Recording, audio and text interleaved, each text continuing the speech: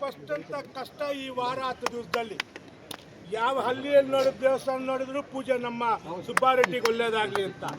ಎಲ್ಲಿ ನೋಡಿದ್ರು ಯಾವ ದೇವಸ್ಥಾನಕ್ಕೆ ಪ್ರತಿಯೊಬ್ಬರು ಒಂದೊಂದು ದೇವಸ್ಥಾನಕ್ಕೆ ಹೋಗಿ ಅರಿಕೆ ಮಾಡಿಕೊಟ್ಟ ಫಲ ಇವತ್ತು ಸುಪ್ರೀಂ ಕೋರ್ಟು ನಮಗೆ ಕೊಟ್ಟಿದೆ. ಖಂಡಿತವಾಗ್ಲೂ ನನಗಂತೂ ನಿಮ್ಮ ಋಣ ಹೇಗೆ ತೀರ್ಸ್ಕೋಬೇಕು ಅಂತ ಒಂದು ವಾರದಿಂದ ನಿಜವಾಗ್ಲೂ, ಯಾಕಂದರೆ ಸಾಮಾನ್ಯವಾಗಿ ಚುನಾವಣಾ ಸಮಯದಲ್ಲಿ ಕೆಲವು ಘಟನೆಗಳಾಗುತ್ತೆ. ಆದರೆ ಇಂಥ ಒಂದು ಕಷ್ಟ ಕಾಲದಲ್ಲಿ ತಾವು ನನ್ನ ಬೆನ್ನಿಗೆ ನಿಂತಿದ್ದು ನೋಡಿದ್ರೆ ನನ್ನ ಜೀವಮಾನದಲ್ಲೇ ನಿಮ್ಮನ್ನು ಮರೆಯಕ್ಕೆ ಸಾಧ್ಯ ಇಲ್ಲ. ನಾನು ನೋಡ್ತಾ ಇದ್ದೆ ದಿನ ವಾಟ್ಸಪ್ಗಳಲ್ಲೂ ಅಲ್ಲಿ ಇಲ್ಲೂ ಮೀಡಿಯಾಗಳಲ್ಲಿ ಪ್ರತಿಯೊಬ್ಬರು ನಮ್ಮ ಅಣ್ಣನಿಗೆ ಆಗಬಾರ್ದಾಗಿತ್ತು, ನಮ್ಮನ್ನು ಯಾರಿಗೂ ತೊಂದರೆ ಮಾಡಿರಲಿಲ್ಲ, ಈಗ ಹೆಂಗೆ ಮಾಡ್ದೆ ಇವನು ಅಂತ.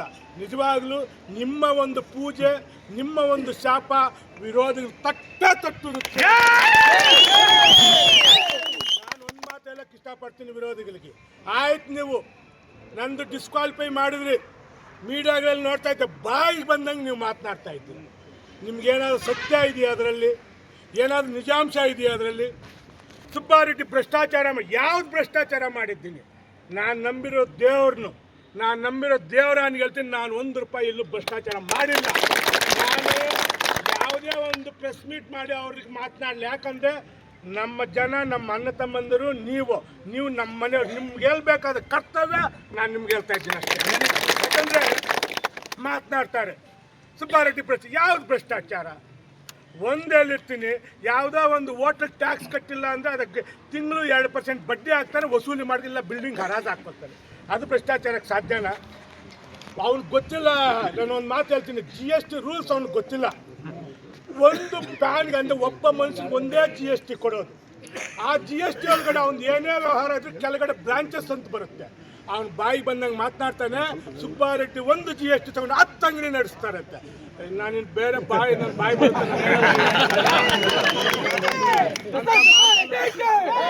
ನನ್ನ ಬಾಯಲ್ಲಿ ಬರಬಾರ್ದು, ಅದನ್ನು ನಾನು ಆ ಮಾತಿಲ್ಲ. ನೀವು ನೋಡಿ, ನಾನು ಆವಾಗಲೇ ಮಾಧ್ಯಮದವ್ರಿಗೆ ಹೇಳಿದೆ, ಅವನಿಗೆ ಧೈರ್ಯ ಇದ್ದರೆ ರೆಕಾರ್ಡ್ಸ್ ತಗೊಂಡು ಬರಕಲ್ಲ, ನಾನು ಬರ್ತೀನಿ.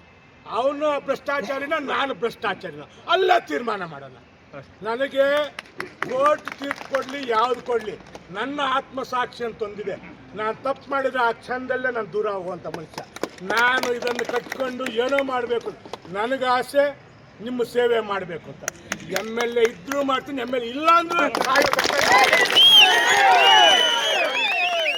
ಇನ್ನೊಂದು ಅವರು ಅಪಾಯಣೆ ಮಾಡ್ತಾರೆ, ಸುಬ್ಬಾರೆಡ್ಡಿ ಅಲ್ಲಿ ಯಾವುದೋ 1.5 ಕೋಟಿ ರೈತರಿಗೆ ಕೊಡಿಸ್ದಂತ.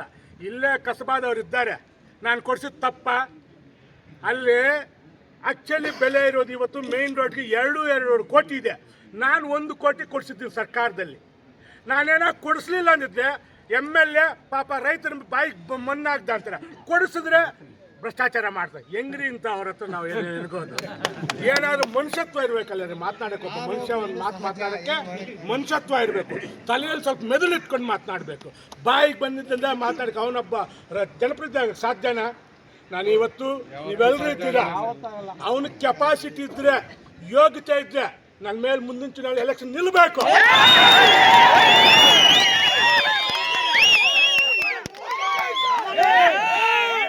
ಎಲೆಕ್ಷನಲ್ಲಿ ಅದು ಬೈ ಎಲೆಕ್ಷನ್ ಬರಲಿ, ನೆಕ್ಸ್ಟ್ 2028 ಬರಲಿ, ಅವ್ನು ನಿಂತ್ರೆ ಅವ್ನು ಗಂಡಸು.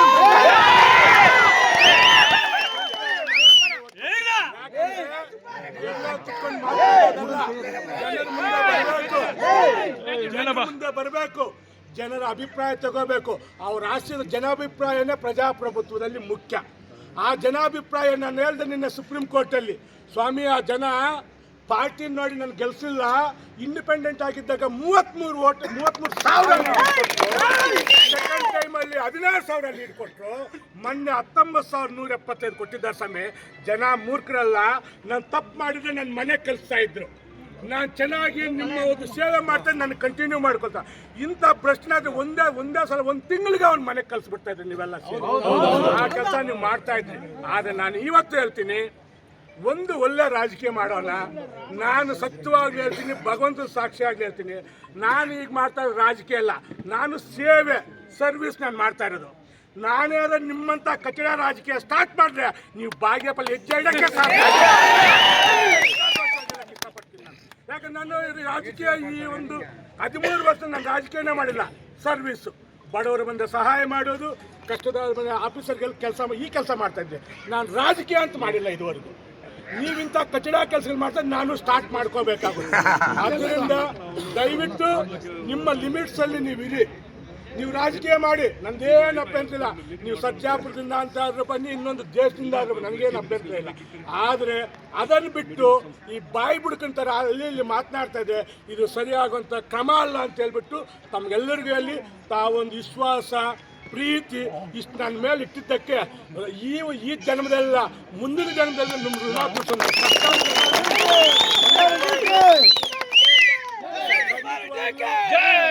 MLA ಇರ್ಲಿ ಇಲ್ಲದೆ ಹೋಗ್ಲಿ, ಸಾಯು ತನಕ ನಿಮ್ಮ ಜೊತೆಯಲ್ಲಂತೂ ಇರ್ತೀನಿ.